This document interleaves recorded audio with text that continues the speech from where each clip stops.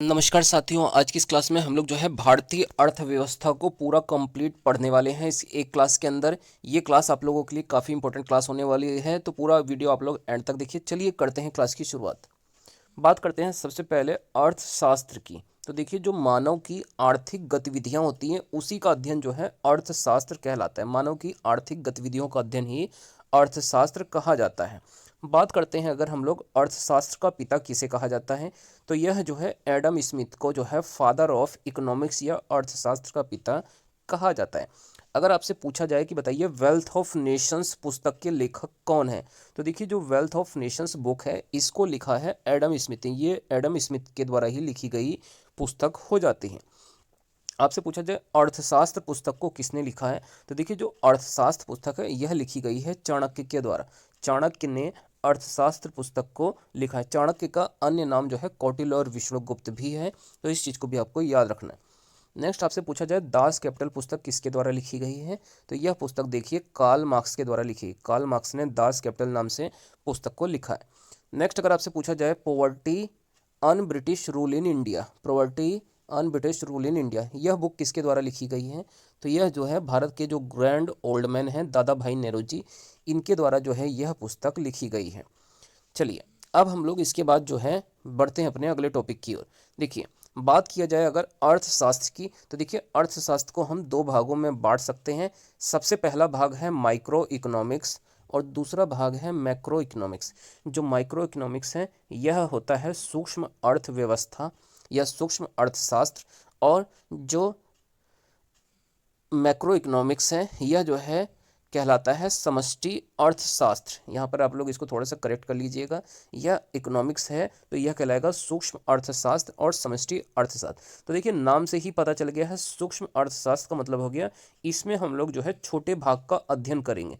Micro economics के अंदर छोटे भाग का अध्ययन होगा, जैसे किसी घर, जैसे किसी घर हो या कोई छोटा सा गांव हो, तो इसका अध्ययन हम लोग जो है माइक्रो इकोनॉमिक्स के अंदर करेंगे। मतलब बहुत ही छोटे भाग का अध्ययन माइक्रो इकोनॉमिक्स में किया जाता है।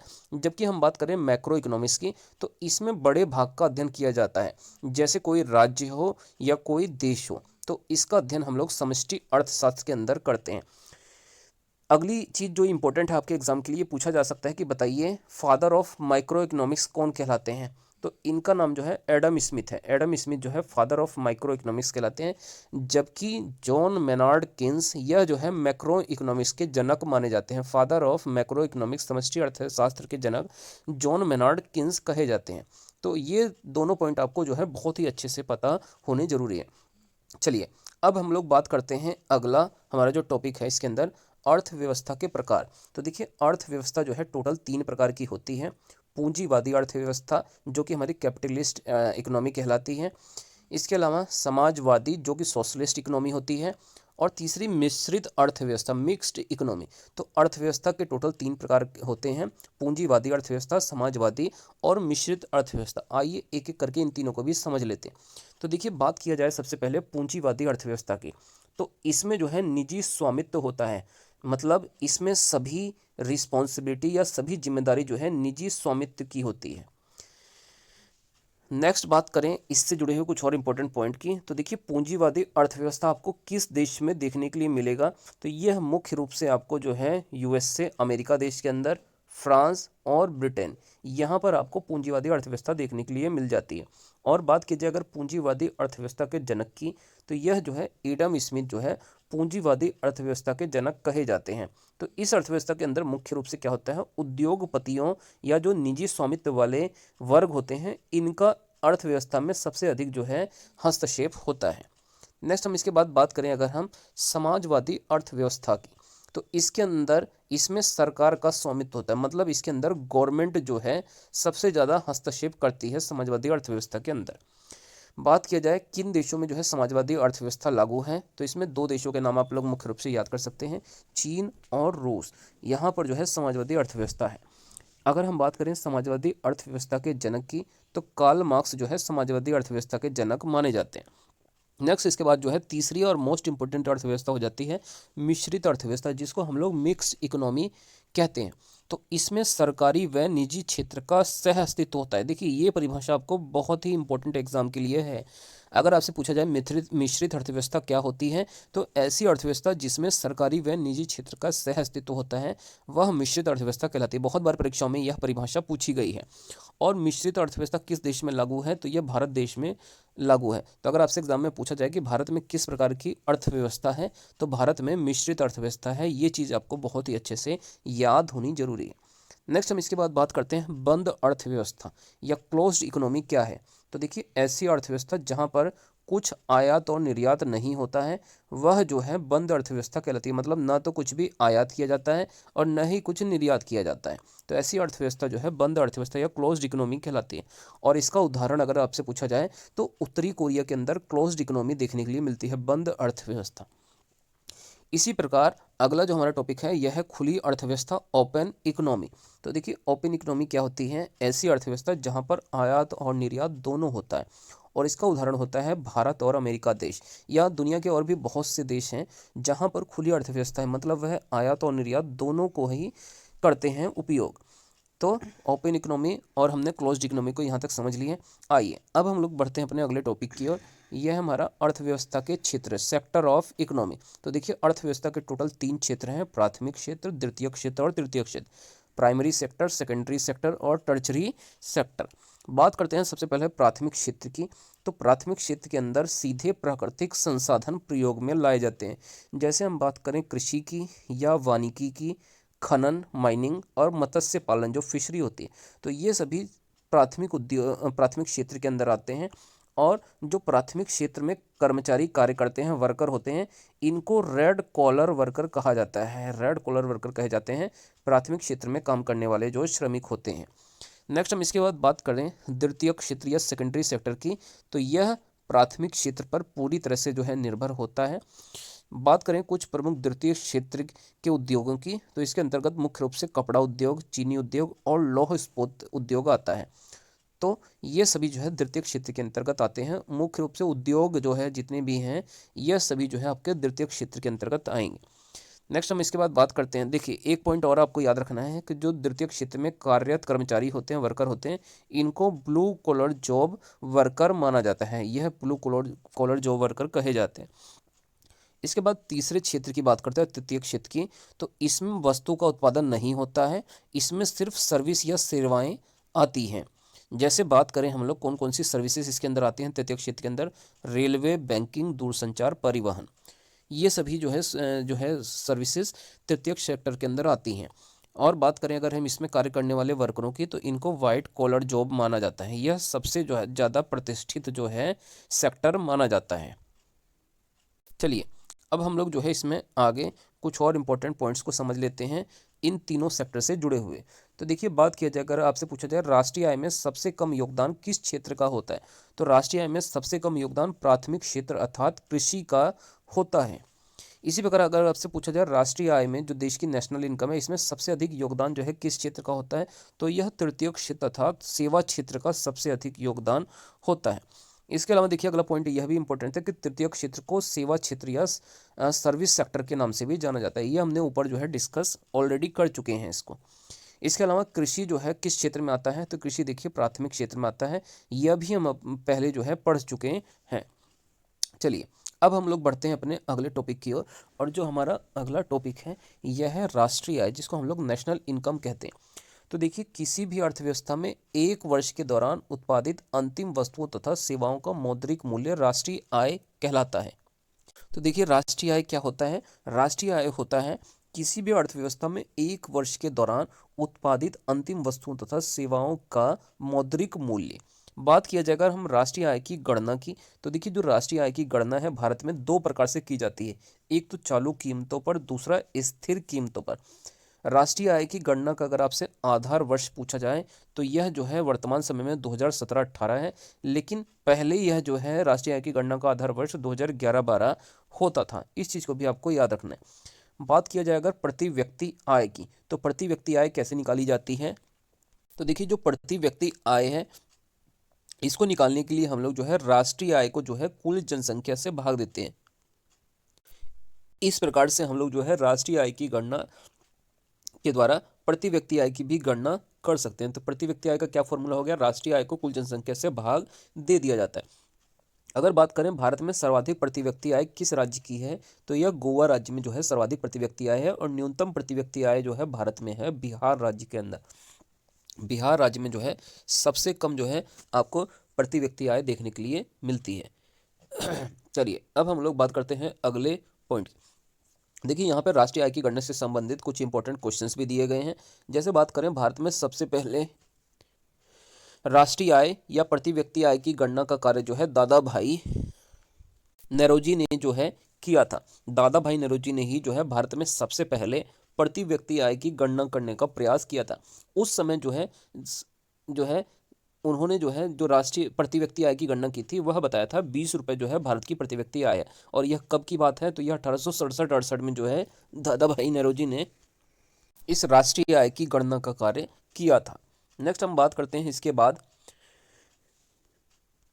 देखिए इसके बाद जो है 1901 में जो है कर्जन के द्वारा जो है भारत की प्रति व्यक्ति आय 30 रुपये बताई गई थी। और फिर इसके बाद 1931-32 में वीके राव द्वारा पहली बार वैज्ञानिक विधि द्वारा प्रति व्यक्ति आय की गणना की गई थी, और उन्होंने जो है 62 रुपये भारत की प्रति व्यक्ति आय बताया था 1931-32 में। नेक्स्ट बात करें भारत में राष्ट्रीय आय की गणना का कार्य किसके द्वारा किया जाता है, तो यह CSO मतलब केंद्रीय सांख्यिकी संगठन है, इसके द्वारा जो है राष्ट्रीय आय की गणना का कार्य किया जाता है। बात किया जाए अगर CSO की, तो इसकी फुल फॉर्म होती है सेंट्रल स्टैटिस्टिक्स ऑफिस, केंद्रीय सांख्यिकी कार्यालय, और इसकी स्थापना हुई थी 1951 में। 1951 में जो है यह स्थापित हुआ था, और यही भारत में राष्ट्रीय आय की गणना का कार्य करता है, CSO केंद्रीय सांख्यिकी कार्यालय। नेक्स्ट हम बात करें अगर भारत का वित्तीय वर्ष आपसे पूछा जाए कब से कब तक होता है, तो यह 1 अप्रैल से लेकर 31 मार्च तक होता है। 1 अप्रैल से लेकर 31 मार्च तक जो है भारत का वित्तीय वर्ष होता है। अगर हम बात करें राष्ट्रीय आय की गणना की पद्धति की, तो देखिए जो राष्ट्रीय आय की गणना की पद्धति है वह 2 पद्धतियां अपनाई जाती हैं। जो सबसे पहली पद्धति है इसका नाम है उत्पाद पद्धति, और दूसरी पद्धति का नाम है आय पद्धति। उत्पाद पद्धति और आय पद्धति का उपयोग जो है राष्ट्रीय आय की गणना में किया जाता है। नेक्स्ट हम इसके बाद बात करें, अगर आपसे पूछा जाए ड्रेन सिद्धांत या धन निकासी का सिद्धांत किसने दिया था, तो यह दादा भाई नौरोजी ने दिया था। और अगर आपसे पूछा जाए जो भारत की GDP है उसमें सर्वाधिक योगदान किस क्षेत्र का होता है, तो यह सेवा क्षेत्र का है। इसके बाद उद्योग यानी द्वितीय क्षेत्र का, और सबसे कम योगदान जो है कृषि का यानी प्राथमिक क्षेत्र का राष्ट्रीय आय के द्वारा GDP में है। नेक्स्ट बात करें आर्थिक नियोजन की अवधारणा किसने दी थी, तो देखिए आर्थिक नियोजन की जो अवधारणा है यह विश्वरैया के द्वारा दिया गया था 1934 में। विश्वरैया के द्वारा उन्होंने अपनी पुस्तक प्लान्ड इकोनॉमी फॉर इंडिया पुस्तक में जो है आर्थिक नियोजन की अवधारणा की बात को स्पष्ट किया है M विश्वरैया के द्वारा। नेक्स्ट हम इसके बाद बात करते हैं राष्ट्रीय नियोजन समिति जो है भारत में कब बनी थी, तो यह 1938 में बनी थी, और पंडित जवाहरलाल नेहरू का संबंध इस समिति से था। नेक्स्ट बात करें बॉम्बे प्लान कब आया था, तो ये देखिए 8 उद्योगपतियों के द्वारा 1944 में लाया गया था बॉम्बे प्लान। नेक्स्ट हम इसके बाद अगर बात करें अगले टॉपिक की, तो देखिए इसके अंदर अगला क्वेश्चन है जन योजना, यह कब लाई गई थी, तो यह 1945 में लाई गई थी MN रॉय के द्वारा जन योजना। नेक्स्ट इसके बाद बात करें सर्वोदय योजना भारत में कब लाई गई थी, 1950 में। जयप्रकाश नारायण का संबंध जो है सर्वोदय योजना से हो जाता है। देखिए इसके बाद हम लोग जो है हम लोग पढ़ेंगे जो है सबसे पहले यहाँ पर योजना आयोग। तो देखिए हाँ हमारा टॉपिक है यहाँ पर, देखिए माफ़ कीजिए, यहाँ पर हमारा अगला टॉपिक है पंचवर्षीय योजना। तो देखिए पंचवर्षीय योजनाओं को पढ़ने से पहले हमको सबसे पहले जो है योजना आयोग को समझना होगा। योजना आयोग की स्थापना की गई थी 15 मार्च 1950 को। तो ये पॉइंट आपसे एग्जाम में बहुत बार पूछा गया है, तो आप लोग इसको अच्छे से याद कर लीजिएगा। यहाँ से जरूर आपको कोई ना कोई क्वेश्चन देखने के लिए मिल जाए। बात करें अगर हम योजना आयोग के अध्यक्ष की, तो इसका अध्यक्ष हमेशा प्रधानमंत्री होता है। अगर हम योजना आयोग के प्रथम अध्यक्ष की बात करें तो ये पंडित जवाहरलाल नेहरू थे, और अंतिम अध्यक्ष इसके प्रधानमंत्री नरेंद्र मोदी थे। इसके अलावा अगर आपसे प्रथम उपाध्यक्ष पूछे जाएं तो इनका नाम जो है गुलजारी लाल नंदा योजना आयोग के प्रथम उपाध्यक्ष थे, और अंतिम उपाध्यक्ष थे मोंटेक सिंह आहूवालिया। तो ये चारों पॉइंट आपके एग्जाम के लिए मोस्ट इंपॉर्टेंट हो जाते हैं। बात करें अगर हम योजना आयोग की, तो यह जो है एक गैर संवैधानिक निकाय था, नॉन कॉन्स्टिट्यूशनल बॉडी था योजना आयोग, प्लानिंग कमीशन। इसके बाद जो हमारा अगला टॉपिक है यह है नीति आयोग। नीति आयोग की बात करें तो नीति की सबसे पहले आप लोग फुल फॉर्म समझ लीजिए, national institution for transforming India. यह इसकी जो है फुल फॉर्म हो जाती है। और बात करें नीति आयोग की स्थापना की, तो इसकी स्थापना 1 जनवरी 2015 को हुई थी। 1 जनवरी 2015 को जो है नीति आयोग जो है स्थापित हुआ था। देखिए, बात की जाए अगर नीति आयोग की, तो यह जो है यह भारत का थिंक टैंक कहलाता है। भारत का थिंक टैंक जो है नीति आयोग कहलाता है। देखिए, अगर आपसे पूछा जाए कि बताइए नीति आयोग का अध्यक्ष कौन होता है, तो देखिए इसका भी अध्यक्ष जो है प्रधानमंत्री होता है। और हम पहले अध्यक्ष की बात करें तो इसके पहले अध्यक्ष नीति आयोग के प्रधानमंत्री नरेंद्र मोदी थे। और बात करें प्रथम उपाध्यक्ष की, तो इनका नाम अरविंद पनगड़िया इसके जो है पहले उपाध्यक्ष थे। और दूसरे उपाध्यक्ष पूछे जाएं तो इनका नाम राजीव कुमार था। क्या नाम था इनका? राजीव कुमार। और इसके पहले सीईओ पूछे जाएं, चीफ एग्जीक्यूटिव ऑफिसर, तो इनका नाम सिंधु श्री खुल्लर, ये नीति आयोग के पहले सीईओ थे। चलिए, अब हमारा जो अगला टॉपिक है इसी के अंदर यह है राष्ट्रीय विकास परिषद, नेशनल डेवलपमेंट काउंसिल, एनडीसी। इसके अध्यक्ष भी जो है प्रधानमंत्री होता है। और एनडीसी की स्थापना 6 अगस्त जो है 1952 में यह स्थापित हुआ था, राष्ट्रीय विकास परिषद। इसका कार्य होता है पंचवर्षीय योजनाओं का अनुमोदन करना। पंचवर्षीय योजनाओं का अनुमोदन जो है राष्ट्रीय विकास परिषद के द्वारा किया जाता है। नेक्स्ट हम इसके बाद बात करते हैं अगले पॉइंट की। तो देखिए, बात किया जाए अगर पंचवर्षीय योजनाओं को सबसे पहले अवधारणा किस देश के द्वारा दी गई थी, तो यह सोवियत संघ रूस के द्वारा सबसे पहले पंचवर्षीय योजनाओं की अवधारणा दी गई थी। भारत में अगर कुल पंचवर्षीय योजनाओं की बात की जाए तो टोटल जो है 12 पंचवर्षीय योजनाएं चलाई गई हैं। प्रथम पंचवर्षीय योजना कब चलाई गई थी? 1951 से लेकर 1956 तक। और अंतिम पंचवर्षीय योजना की बात करें तो यह जो है 2012 से लेकर 2017 तक अंतिम पंचवर्षीय योजना को चलाया गया था। टोटल ये 12 पंचवर्षीय योजनाएं थी। बात किया जाता है अगर प्रथम पंचवर्षीय योजना की, तो यह 1951 से लेकर 56 तक चली थी। और यह किस मॉडल पर आधारित थी? तो यह हेराल्ड डोमर मॉडल पर आधारित थी। और इसका मुख्य उद्देश्य क्या था? कृषि एवं सिंचाई, कृषि का मुख्य रूप से विकास जो है पहली पंचवर्षीय योजना का मुख्य उद्देश्य था। अगर हम इसमें विकास दर की बात करें तो इसका लक्ष्य निर्धारित किया गया था 2.1%, और जो प्राप्ति हुई थी 3.6% की इसकी प्राप्ति हुई थी। और यह एक सफल पंचवर्षीय योजना के अंतर्गत आती है। बात किया जाए इस पंचवर्षीय योजना में, तो मुख्य रूप से भाखड़ा नांगल बांध और दामोदर घाटी परियोजना का भी निर्माण इसी पंचवर्षीय योजना में किया गया था। भाखड़ा नांगल बांध सतलज नदी पर पंजाब में है, और दामोदर घाटी परियोजना दामोदर नदी पर झारखंड राज्य में स्थित है। तो दोस्तों, यहाँ पर हम लोग जो है सिर्फ जो है पहली पंचवर्षीय योजनाओं को ही डिस्कस कर रहे हैं। बाकी आप लोग जो है एक पंचवर्षीय योजना के लिए मैं आप लोगों की एक अलग से जो है क्लास में पंचवर्षीय योजनाओं को कंप्लीट करा दूंगा। चलिए, अब इसके बाद हम लोग बात करते हैं प्रमुख समितियाँ। तो देखिए, जो प्रमुख समितियाँ हैं इकोनॉमिक्स से जुड़ी हुई, इनको भी हम लोग समझ लेते हैं। एक तरफ समिति लिखा गया, एक तरफ उनका संबंध। अगर आपसे पूछा जाए आबिद हुसैन समिति का संबंध, तो यह लघु उद्योगों से संबंधित है। लघु उद्योगों से संबंधित कौन सी समिति हो जाती है? आबिद हुसैन समिति। नेक्स्ट हम बात करते हैं सी रंगराजन समिति। तो देखिए, जो सी रंगराजन समिति है गरीबी रेखा के निर्धारण से संबंधित यह समिति थी। इसी प्रकार अगर आपसे बलवंत राय मेहता समिति पूछी जाए तो यह पंचायती राज से संबंधित है। किससे संबंधित है? पंचायती राज से। और यह बलवंत राय मेहता समिति 1957 में बनाई गई थी। नेक्स्ट हम बात करते हैं शिवरमन समिति। तो यह जो है नाबार्ड बैंक की स्थापना से संबंधित है, जो कि कृषि का सबसे बड़ा बैंक है। इसकी स्थापना 12 जुलाई 1982 को हुई थी शिवरमन समिति की सिफारिश पर। नेक्स्ट हम इसके बाद बात करते हैं सरदार स्वर्ण सिंह समिति। तो यह इसके द्वारा मौलिक कर्तव्यों को संविधान में जोड़ा गया था, और यह 1976 में समिति बनाई गई थी। नेक्स्ट हम बात करते हैं सरकारिया आयोग। तो यह केंद्र राज्यों के संबंध से संबंधित हो जाती है, और यह 1983 में जो है यह सरकारिया आयोग का गठन किया गया था।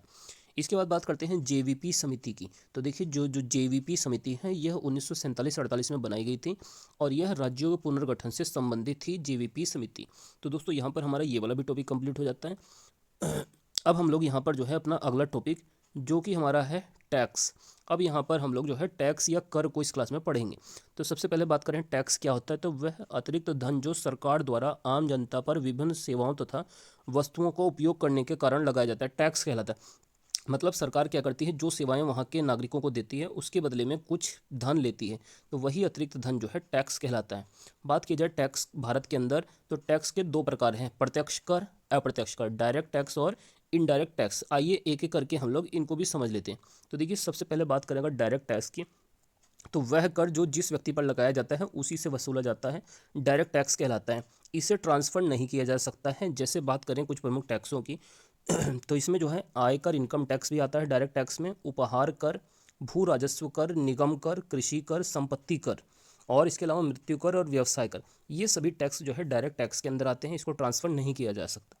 नेक्स्ट इसके बाद बात करें अप्रत्यक्ष कर की, तो वह कर जो सीधे जनता द्वारा नहीं लिया जाता है लेकिन उसका भार जनता पर ही पड़ता है, इसे ट्रांसफ़र किया जा सकता है, इनडायरेक्ट टैक्स को ट्रांसफ़र कर सकते हैं।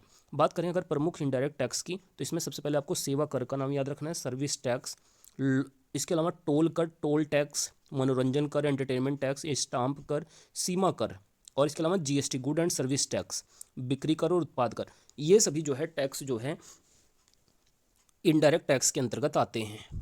नेक्स्ट हम इसके बाद बात करते हैं अपने अगले टॉपिक की ओर। तो देखिए अगला हमारा जो टॉपिक है यह है बैंकिंग, भारत में बैंकिंग व्यवस्था। तो देखिए भारत का जो सबसे बड़ा केंद्रीय बैंक है, सेंट्रल बैंक, इसका नाम है RBI, reserve bank of India. यह भारत का सबसे बड़ा केंद्रीय बैंक है। अगर आपसे पूछा जाए बैंकों का बैंक किसे कहा जाता है, तो यह आरबीआई को जो है बैंकों का बैंक कहा जाता है। नेक्स्ट बात करें आरबीआई की स्थापना कब हुई थी, रिजर्व बैंक ऑफ इंडिया की 1 अप्रैल 1935 को यंग हिल्टन आयोग की सिफारिश पर जो है आरबीआई अधिनियम 1934 के द्वारा जो है 1 अप्रैल 1935 को आरबीआई की स्थापना हुई थी। आरबीआई का मुख्यालय कहाँ पर है, तो यह मुंबई में जो है आरबीआई का मुख्यालय है। और आरबीआई का राष्ट्रीयकरण कब हुआ था, 1949 में जो है 1949 में आरबीआई नेशनलाइज हुआ था, राष्ट्रीयकृत हुआ था। आरबीआई का लेखा वर्ष कब से कब तक होता है, तो यह 1 जुलाई से लेकर 30 जून तक आरबीआई का लेखा वर्ष माना जाता है। अगर हम बात करें भारत में आर्थिक नीतियों को कौन बनाता है, तो यह रिजर्व बैंक ऑफ इंडिया के द्वारा भारत में आर्थिक नीति बनाई जाती है। आरबीआई के प्रथम गवर्नर कौन थे, तो यह सर ओसबोर्न स्मिथ जो है आरबीआई के पहले गवर्नर थे। और आरबीआई के प्रथम भारतीय गवर्नर क्या नाम था, तो ये सीडी देशमुख थे आरबीआई के पहले गवर्नर। रुपए का चिन्ह किसने बनाया था, तो यह डी उदय कुमार ने 2010 में जो है रुपए का प्रतीक जो है बनाया था। इसके अलावा अगर हम लोग बात करें भारत का सबसे बड़ा राष्ट्रीयकृत नेशनलाइज बैंक कौन सा है, तो यह एसबीआई है, स्टेट बैंक ऑफ इंडिया। यह भारत का सबसे बड़ा राष्ट्रीयकृत बैंक है। और बात करें एसबीआई की स्थापना, तो यह 1 जुलाई 1955 को स्टेट बैंक ऑफ इंडिया की स्थापना हुई थी। और एसबीआई का मुख्यालय कहाँ पर है, तो यह मुंबई शहर में ही एसबीआई का मुख्यालय है। बात करें अगर भारत में वर्तमान में कितने राष्ट्रीयकृत बैंक हैं, तो इनकी संख्या जो है 12 है। अगर बात करें प्रमुख बैंकों को जो विलय कर किया गया था, इसमें भी आपको कुछ बैंकों के नाम याद रखने हैं, जैसे विजया बैंक व देना बैंक का बैंक ऑफ बड़ौदा में विलय किया गया था।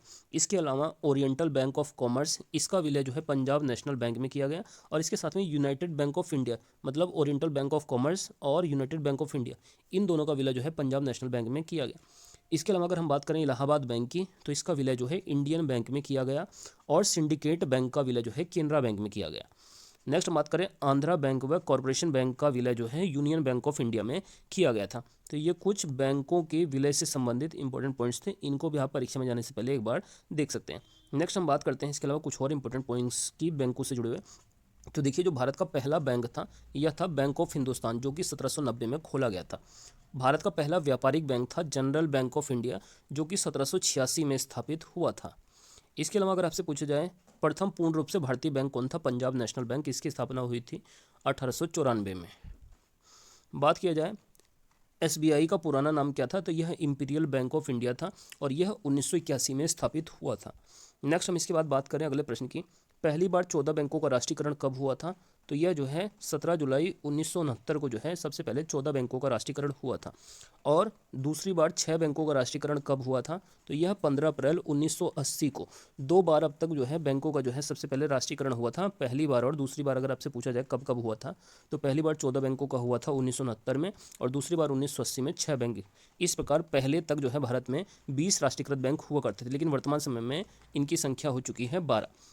नेक्स्ट इसके बाद बात करें 1 रुपये का नोट भारत में कौन जारी करता है, तो यह वित्त सचिव जो है भारत सरकार के द्वारा 1 रुपये का नोट जारी किया जाता है। चलिए अब हम लोग जो है नोट और उन पे बने हुए चित्रों से संबंधित कुछ इंपॉर्टेंट पॉइंट है उनको भी समझ लेते हैं। देखिए 2000 रुपये के नोट पर मंगलयान बना हुआ है, 500 रुपये के नोट पर लाल किला बना है। इसके अलावा अगर आपसे पूछा जाए 200 रुपये के नोट पर सांची का स्तूप बना गया है। और 100 रुपये का जो नोट है इस पर रानी की वाव बना हुआ है। 50 रुपये के नोट पर पूछा जाए तो हम्पी के खंडर बने हुए।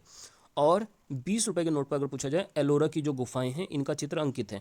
और जो 10 रुपये का नोट है इसके पीछे जो है कोणार्क का सूर्य मंदिर का चित्र बना हुआ है। तो इस चीज़ को भी आपको याद रख लेना। नेक्स्ट हम बात करें नोटों पर कुल भाषाएं कितनी होती है, तो 17 होती हैं, जिसमें से 15 भाषाएं पीछे की तरफ होती हैं और 2 भाषाएं हिंदी और अंग्रेजी आगे की तरफ हो जाती हैं। नेक्स्ट इसके बाद जो हमारा अगला टॉपिक है ये है जीएसटी। जीएसटी एक प्रकार का अप्रत्यक्ष या इनडायरेक्ट टैक्स होता है। जीएसटी का पूरा नाम पूछा जाए तो गुड एंड सर्विस टैक्स, वस्तु एवं सेवा कर। विश्व में सबसे पहले जीएसटी जो है फ्रांस में 1954 में लागू हुआ था, लेकिन जो भारत का जीएसटी मॉडल है यह कनाडा से लिया गया है। भारत में सर्वप्रथम जीएसटी को असम में लागू किया गया था और सबसे बाद में जीएसटी जम्मू कश्मीर राज्य में लागू हुआ था। इसके अलावा बात करें अगर विजय केलकर समिति का संबंध, तो यह जो है जीएसटी से ही हो जाता है। और जीएसटी भारत में कब से लागू हुआ था, तो ये डेट आपको याद रखनी है, 1 जुलाई 2017 से भारत में जीएसटी लागू हुआ था और जीएसटी दिवस हम लोग 1 जुलाई को मनाते हैं। बात किया जाए अगर जीएसटी की, तो देखिए जीएसटी जो है भारत में 122वें संविधान संशोधन बिल के तहत संसद में पेश हुआ था, लेकिन यह जुड़ा था 101वें संशोधन के द्वारा। 101वां जो संशोधन है उसके द्वारा जीएसटी को भारतीय संविधान में शामिल किया गया था। जीएसटी लोकसभा से कब पास हुआ था, तो यह 3 अगस्त 2016 को स्वीकृत हुआ था। और जीएसटी अगर राज्यसभा से पूछा जाए तो यह 8 अगस्त 2015 से स्वीकृत हुआ था। कब हुआ था? 8 अगस्त 2015 से। जीएसटी भारत में 101वें संविधान संशोधन से जोड़ा गया था, तो ये आपको जो है याद रखना है। बात करें जीएसटी के प्रकार की, तो यह 3 प्रकार की होती है, CGST, SGST और IGST। सी का मतलब हो गया सेंट्रल जीएसटी, इसके अलावा SGST का मतलब हो गया स्टेट जीएसटी और IGST का मतलब होता है इंटीग्रेटेड जीएसटी। बात करें अगर हम जीएसटी को, तो जीएसटी को देखिए आर्टिकल 269A के अंतर्गत जो है रखा गया है। इस चीज़ को भी आपको याद रखना है। जीएसटी में टैक्स के स्लैब की बात करें तो 4 प्रकार के टैक्स स्लैब हैं, 5%, 12, 18 और 28%। ये 4 टैक्स की स्लैब हैं जीएसटी के अंदर। बात किया जाए अगर जीएसटी परिषद की, तो देखिए जो जीएसटी परिषद होता है यह जो है आर्टिकल 279A में स्थित है और इसकी स्थापना जो है 12 सितंबर 2016 को जीएसटी परिषद की स्थापना की गई थी। अगर आपसे पूछा जाए जीएसटी परिषद में कुल कितने सदस्य होते हैं, तो इसमें 33 सदस्य होते हैं और जीएसटी परिषद का अध्यक्ष हमेशा कौन होता है? वित्त मंत्री जो है जीएसटी परिषद का अध्यक्ष हो जाता है। नेक्स्ट हम इसके बाद बात करें जीएनपी निकालने का क्या फॉर्मूला होता है? GDP plus X minus M हो जाता है। जीएनपी का full form gross national product होता है और जीडीपी का फॉर्मूला होता है ग्रोस डोमेस्टिक प्रोडक्ट। इसके अलावा एक्स क्या है? देशवासियों द्वारा विदेशों से अर्जित आय, और एम क्या है? विदेशियों द्वारा देश में अर्जित आय। तो यह जीएनपी निकालने का एक फॉर्मूला होता है ग्रोस नेशनल प्रोडक्ट। तो इस चीज़ को भी आपको याद कर लेना है। इसके अलावा देखिए एक फॉर्मूला और होता है एनएनपी निकालने का, यह होता है जीएनपी माइनस मूल्यह्रास। एनएनपी का पूरा नाम क्या होता है? नेट नेशनल प्रोडक्ट, शुद्ध राष्ट्रीय उत्पाद। तो ये फॉर्मूला भी आपको याद रखना है, NNP equal to GNP minus मूल्यह्रास। अब देखिए हमारा जो अगला टॉपिक है यह है बजट। बजट जो है फ्रेंच भाषा का शब्द है। बजट शब्द का अर्थ होता है चमड़े का थैला। संविधान में बजट का उल्लेख नहीं है। संविधान में बजट के स्थान पर वार्षिक वित्तीय विवरण शब्द का उल्लेख है। आर्टिकल 110 धन विधेयक से संबंधित है, आर्टिकल 112 वित्त विधेयक से संबंधित है और ये इसी में जो है वार्षिक वित्तीय विवरण के तहत बजट का बताया गया है। अनुच्छेद 280 का संबंध जो है वित्त आयोग से हो जाता है। नेक्स्ट हम बात करते हैं भारत में प्रथम वित्त आयोग का गठन कब हुआ था, तो यह 1951 में जो है प्रथम वित्त आयोग का गठन हुआ था और प्रथम वित्त आयोग के अध्यक्ष जो है केसी नियोगी थे। केसी नियोगी जो है पहले वित्त आयोग के अध्यक्ष थे। बात किया जाए भारत में बजट को जो है वित्त मंत्रालय के द्वारा तैयार किया जाता है और भारत का वित्तीय वर्ष हमने पढ़ चुके हैं 1 अप्रैल से 31 मार्च तक होता है। शून्य बजट की शुरुआत भारत में 1987-88 में हुई थी। बजट को हमेशा 1 फरवरी को पेश किया जाता है। भारत में सबसे पहला बजट 1860 में जेम्स विल्सन ने पेश किया था, जबकि अगर बात करें स्वतंत्र भारत का पहला बजट 1947 में आर.के. षणमुखम शेट्टी ने पेश किया था और गणतंत्र भारत का पहला बजट 1950 में जॉन मथाई के द्वारा पेश किया गया था। सबसे ज़्यादा 10 बार बजट को मोरारजी देसाई ने पेश किया है। पहली बार पेपरलेस बजट जो है 2021 में पेश हुआ था। कब पेश हुआ था? 2021 में पेश हुआ था। इसके अलावा अगर आपसे पूछा जाए कि बताइए भारत की पहली महिला वित्त मंत्री का क्या नाम था, तो इनका नाम इंदिरा गांधी था और भारत की पहली पूर्णकालिक महिला वित्त मंत्री का नाम है निर्मला सीतारमण। तो दोस्तों ये हमारी आज की जो है इकोनॉमिक्स के ऊपर एक मैराथन क्लास थी, जिसमें हमने इकोनॉमिक्स के जुड़े हुए सभी इंपॉर्टेंट टॉपिक्स को लगभग कवर करने की कोशिश की है। अगर आप लोगों को ये क्लास अच्छी लगे तो इसे और भी साथियों तक पहुंचाइए जिनको इसकी ज़रूरत है। और अगर आपने अब तक इस चैनल को सब्सक्राइब नहीं किया है तो चैनल को सब्सक्राइब भी कर लीजिएगा और कमेंट करके बताइएगा कि आपको ये क्लास कैसी लगी।